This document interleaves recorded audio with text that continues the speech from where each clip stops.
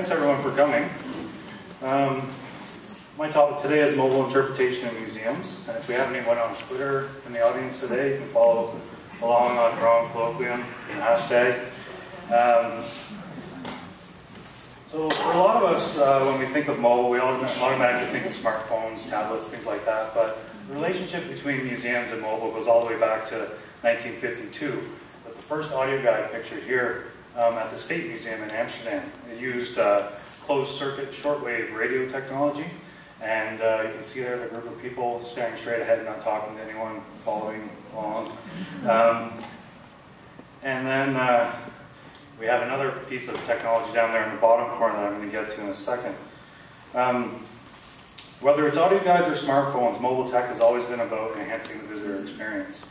Nancy Proctor, the head of mobile strategy and initiatives at the Smithsonian, told me a while ago to think of it this way.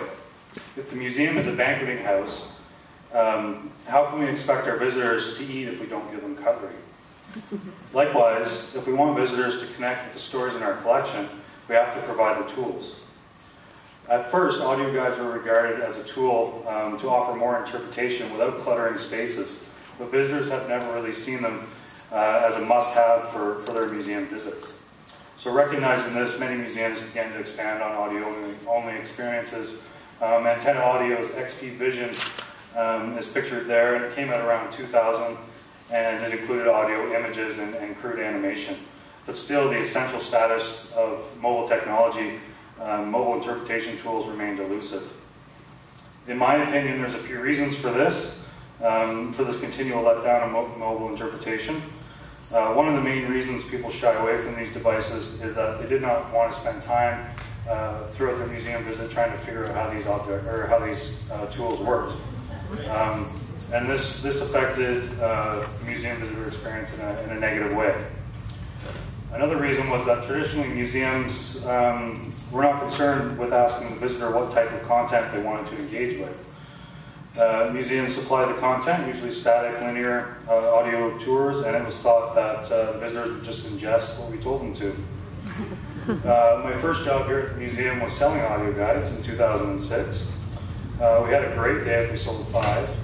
And I believe it was because of some of these reasons that the audio guides never really took off. So I hope you can see this is one of my favorite comments. Paul Marty, an associate professor at the School of Information and Library Sciences at Florida State University, used it in a TED Talk he did last year to illustrate how people have access to information has changed since the advent and proliferation of Google. And you can picture me as a little brown bunny there on the left-hand side. Always want to know something, but before Google, it was just a damn shame. So people can now access whatever information, whenever and wherever. The New Media Consortium 2010 Horizon Report Museum Edition said that the global network supporting mobile devices of all kinds now covers more territory than the electrical grid. Many studies predict mobile internet usage will surpass desktop usage earlier this year or sometime in the next 2 years. In the 2011 edition of the Horizon Report, it went further and stated that increasingly visitors and staff expect a seamless experience across devices. Collection-related rich media are becoming increasingly valuable assets in digital interpretation, and there is a growing chorus of voices advocating a more active role for visitors in shaping what museums do. The world we live in now is one where people expect to use their mobile devices inside our walls as they do outside. The question we have to ask ourselves as museum professionals is, are we happy with people searching Google or Wikipedia to access information about one of our collections pieces, or would we rather have them accessing ROM-generated content about our own collection? Now, I haven't asked everyone in the building, but I would assume that we would want to work towards the latter in the years to come if the work of our incredible expert staff is to remain relevant in people's lives now and in our next century. That being said, the only constant in technology is change. And we have a lot of work to do. But now that we know museum visitors' habits have changed, we need to make sure that we can change along with them. But who are these people anyway? In John Falk's 2009 publication, Identity in the Museum Visitor Experience, he groups museum visitors into loose categories. I'm not going to name them all, but some of the most significant for the ROM are pictured here, are represented by the pictures here. The little guy on the right there represents what Falk calls an explorer. This is a person who's motivated by a personal curiosity. You usually see these little guys standing in line, chomping at the bit to get in here to see their favorite dinosaur. The gentleman in the bottom, it's a little hard to see, standing outside the crystal, getting his picture taken, is what Falk calls an experience seeker. Most people call them tourists. Another large visitor group of the ROM throughout the year, obviously. And last but certainly not least are the facilitators in the top left there. They're represented by a group in the photo on the top left, usually parents and more specifically moms, or any family group really. They usually visit groups and actively trying to engage the younger members of the group in learning. It just so happens that women are also the largest users of mobile social media. And if you've ever been here on a weekend, you'll notice that there are by far the majority of visitors walking around our galleries, strolling with their families, reading labels with their children, trying to spark curiosity and wonder in them. So now that we know who our audiences are and how they are accessing information today, I'm going to move on quickly and talk about a couple of projects that I've worked on the last few years, since January 2010. Isn't that a great graphic? I love it every time I see it. This is a screenshot from the main menu of the ROM's iPhone app. We have exceptionally talented people that work here in our new media resources and IT departments, and they do just incredible work. They took my original idea, ran with it, and did an outstanding job. And obviously I'm a little biased on this, but you can check out the comments in the App Store if you don't believe me. This app was current in the summer of 2010. With my background and experiences working for a few years in the Visitor Services Department, I focused the plan on the physical visitor experience. I envisioned this app as a tool for visiting the ROM, not as a conversation starter or network creator. I overlooked the most important component. I did not do any formative evaluation. I didn't ask our visitors what they would like to engage with. That being said, the app is beautiful. The functionality is simple and straightforward. And the content was mined from, most of the content was mined from existing ROM content. Images, YouTube videos, as well as visitor information, and our floor plan, and our what's on calendar from our website. This app was designed to put us in the game and give us a good base to build on. However, lots changed in a year's time. And this is a good example of what I call a mobile app 1.0. So let me explain what I call a mobile app 2.0. I'm really sorry I don't have any fancy pictures for this slide, but this project was completed last fall in one of my last courses in my master's program. I was tasked with developing a web project, going through the steps that a real web project team might, based on my professor's work as head of digital outreach and engagement at the Smithsonian's National Museum of American History. And we completed formative evaluation, content plans, information architecture, wireframes, and even functional specifications. Now, I planned for this site to communicate the history of the museum over the last century. The problem is, for anyone other than museum studies geeks like myself, maybe the people in this room, and museum historians, and therefore pretty large or a pretty small proportion of the world's population, this history might be a tad bit dull.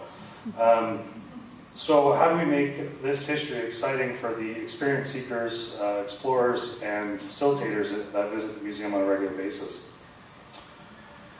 I planned to emulate the straightforward functionality in the original app. The site will rely heavily on archival material and curatorial content in the form of rich media, which means images, videos, and audio files. I also planned for this project to include crowdsourcing activities, so to engage the crowd in an activity, short augmented reality layers, social media integration, and to ensure cross-platform functionality. Instead of building a native iPhone, Android, or BlackBerry app, I planned for HTML5 to be used for this project. One of the main features of this site will allow visitors to record and upload videos, as well as the ability to tag their favorite memories or comments to objects, exhibits, and other areas of the museum. These comments will be live, and others will be able to comment on them, like them, and cross-post them to Twitter and Facebook. Adding that wow factor are the augmented reality layers. I propose that these augmented reality layers be communicated by an actor depicting the first director of the museum, C.T. Corelli. Before you cry blasphemy and call me crazy, this is actually based on an earlier project that we did last summer. You can see here Sima Qian, historian from the Qin Dynasty, was a very successful project that we had in our Terracotta Warriors exhibit last summer 2010. And that idea to have Corelli is just building on that idea. With Wi-Fi triangulation throughout the building, we'll be able to geolocate these short videos so that visitors will be alerted to content by a vibrating mobile device when they're in the area of the content. This will give the visitors the option to access this content or not. We could build it on this by including current members of staff if they're up for it. Again, this is just an idea, but this type of short, rich media content was one of the main requests in the formative evaluation. So to recap, we have a cross-platform mobile microsite using HTML5 with social media integration, engaging real audiences with what they ask for, with as little text and as much rich media as possible, while emulating the straightforward functionality of our original iPhone app. This is what I call a mobile app 2.0. And it creates networks and conversations between the museum and its audiences, and between people in the museum and across the world. So you're all probably thinking, that's great, Ryan, fancy mobile projects, but does the ROM really want to create tech zombies following their following their little tiny computers around the museum? Well, I've been doing some thinking, serious, deep thinking. Do you remember that black and white photo I showed you at the beginning of this presentation of the very first audio guide in Amsterdam? Well, the fact is, linear, monotone audio tours create those zombies. Not consulting our audiences and forcing content on them will repeat the disappointments in mobile interpretation of the past 60 years. Giving people the option, giving them the choice to access content or not will create that, oh cool, check this out moment between facilitating parents, social groups, and individuals in our galleries.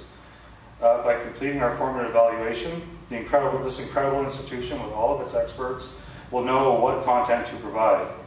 We want potential visitors to become actively engaged in the stories we've created, but we need to know what they want to hear first. In my humble opinion, the ROM has no choice but to use this tool as its advantage. And I have been working on a mobile strategy that I think will help the ROM realize its goal, its mission of being an essential destination for making sense of the changing natural and cultural worlds.